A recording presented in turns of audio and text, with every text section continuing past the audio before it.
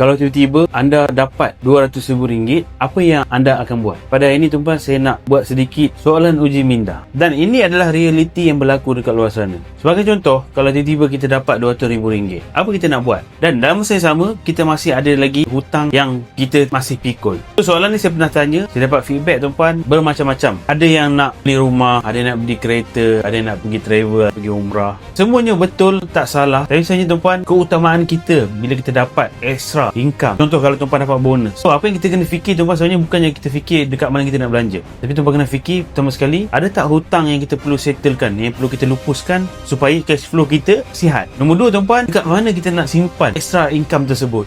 Kemudian barulah kita fikir dekat mana nak belanja.